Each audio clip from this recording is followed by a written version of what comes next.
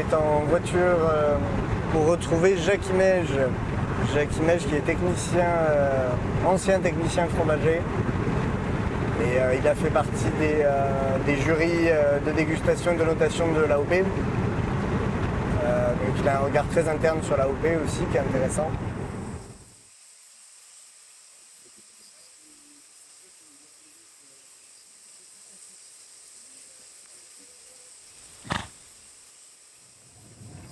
Oh, il y a des ânes. Trop bien. Ils sont trop beaux.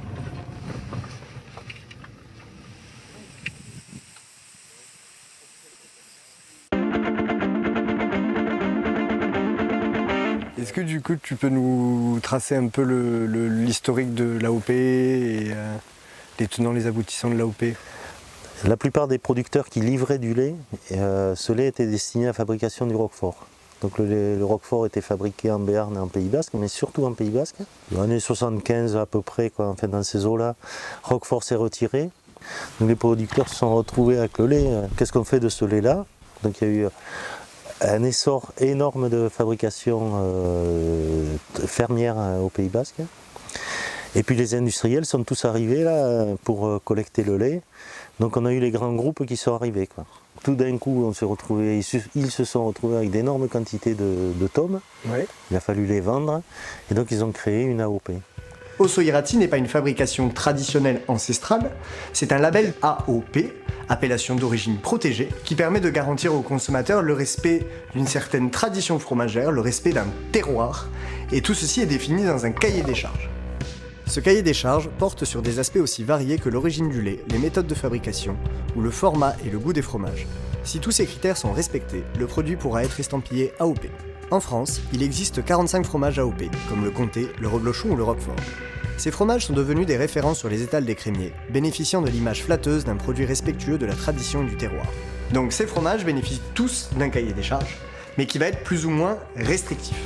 Depuis quelques années, un certain nombre de voix s'élèvent pour dénoncer une mainmise de l'industrie sur cette appellation. Dans son livre paru en 2017, Véronique Richer-Le-Rouge dénonce la surreprésentation des fromages industriels sur le marché des AOP, estimant qu'environ 70% de la production est concernée.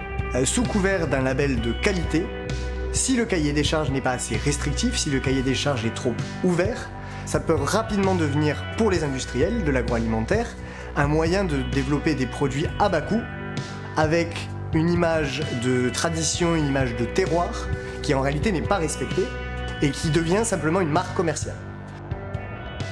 Osso-Iraty. Le fromage, il s'appelait fromage de pays. Ouais. Donc ça n'a pas pu s'appeler AOP fromage de pays. Donc compliqué. il a fallu trouver un nom. Et comme il fallait trouver un nom qui satisfasse autant les Béarnais que les Basques, il a été appelé Osso parce que c'est la vallée la plus connue en Béarn, et Iraty parce que c'est l'endroit le plus connu dans la production de fromage au Pays Basque. Voilà. Alors ils ont réuni les industriels, ils ont réuni des représentants des producteurs fermiers qui étaient eux-mêmes producteurs fermiers, qui ont donné leur point de vue mais qui ont été obligés d'accepter le cahier des charges défini par les industriels. Le cahier des charges est négocié avec tous les acteurs de la filière, des petits producteurs aux industriels. Bien sûr, ces derniers ont tout intérêt à ce que le cahier des charges soit le moins contraignant possible, afin de pouvoir simplifier les procédés de fabrication et augmenter les cadences de production. Et donc les producteurs fermiers, voyant que ce cahier des charges ne ressemblait à rien pour eux, que l'INAO a demandé à toutes les AOP de France de revoir leur cahier des charges et de serrer un peu le cahier des charges, a fait que l'Osso-Iraty aussi a revu ses exigences. Et là, il y a eu tout un tas d'exigences qui sont venues, qui ne sont pas des contraintes pour les producteurs traditionnels, mais pour l'industriel, ça en a été. Ouais. Donc on a vu que le cahier des charges était assez light dans les années 80, qui s'est un petit peu durci, qui s'est densifié avec le temps, si bien que des fromages industriels qui étaient des références absolues sur l'Osso-Iraty, tels que le fromage Etorki, pour ne pas le citer, ont perdu le label et ne peuvent plus être vendus aujourd'hui comme des fromages Osso-Iraty. Désormais, seules les 3 races historiques de brebis sont autorisées à produire le lait, et l'interdiction de l'ensilage, méthode de conservation des foins par fermentation, garantit une alimentation de meilleure qualité pour les bêtes. Un marquage particulier a aussi été obtenu pour les producteurs fermiers, celui de la brebis de face avec la lettre F, et la montagne à l'Edelweiss qui permet de distinguer les fameux fromages d'estive. Ainsi, nos 2 couples d'éleveurs sous le thym sont fiers de labelliser leur fromage Osso Irati, qui selon eux garantit une protection et une visibilité de leur travail. De fait, la création de cette AOP a permis de dynamiser les ventes de tomes de brebis, tout en maintenant l'activité pastorale. Avec l'arrivée des géants de l'industrie laitière dans les années 80, en particulier Lactalis, Sodial et Savencia, c'est tout le marché du lait de brebis qui s'est pérennisé. Cette confiance n'est pas partagée par tous, notamment côté béarnais, où la plupart du fromage de brebis n'est pas produit sous AOP. Il faut savoir que la plupart des producteurs là-bas, la moitié, ne sont pas forcément en AOP. L'AOP, elle met un cadre.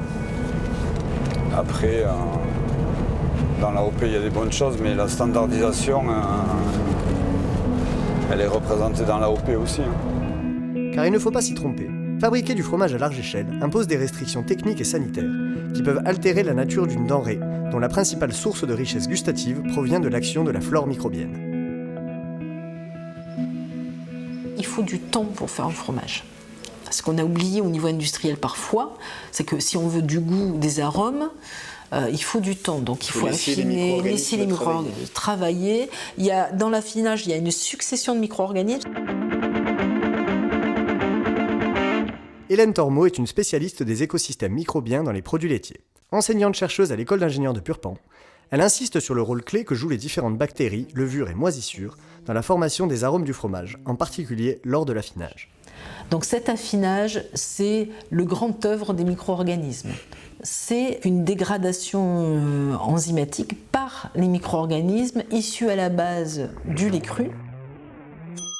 Les micro-organismes du lait sont issus de l'environnement, l'ambiance de traite, la présence de paille, de fourrage, d'herbes, les flores des mains du berger. Il y a tout cet environnement qui peut être vraiment très diversifié et différent selon les producteurs qui vont amener des micro-organismes dans le lait. Chaque producteur, en fonction de là où il est placé, de la flore qu'il donne à ses animaux, aura une fabrication distincte de son voisin. Avec l'industrie laitière, avec l'agro-industrie laitière, on efface toutes ces typicités-là et on cherche à produire un fromage standardisé, un fromage passe-partout, qui permet de faire des gros volumes et de vendre beaucoup. Les industriels, par facilité, vont standardiser ce lait, donc le pasteuriser d'une part pour enlever toutes les bactéries mauvaises qu'il peut y avoir dans le lait, mais en même temps on détruit toutes les bonnes. Donc on rajoute après ce qu'on veut, avec des bactéries qui ont été sélectionnées, des ferments industriels qui vont apporter ce que l'industriel a envie d'avoir, des fromages qui vont être mous, avec peu de goût, comme ils veulent.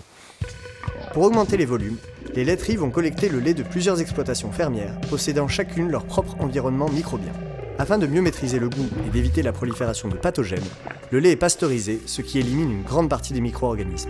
De plus, pour maintenir la cadence, l'industrie a tout intérêt à réduire au maximum la période d'affinage de leur fromage.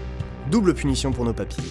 L'appauvrissement de la flore microbienne et la réduction du temps de maturation entraînent la disparition du goût. Mais si ce lait pasteurisé provient de fermes respectant le cahier des charges, le fromage sortant de cette usine pourra lui aussi être labellisé Osso Irati, au même titre que des productions fermières de caractère. C'est le cas par exemple de notre cher champion du monde Savencia au lait pasteurisé. En 2018, le World Cheese Award remet le prix du meilleur fromage du monde à un Osso Irati, l'esquirou, fabriqué à la fromagerie des Chaumes, qui rachète le lait des producteurs environnants, dont celui de nos sous-le-thym. La presse française est aux anges et vante le triomphe du savoir-faire national, du terroir basque et des traditions.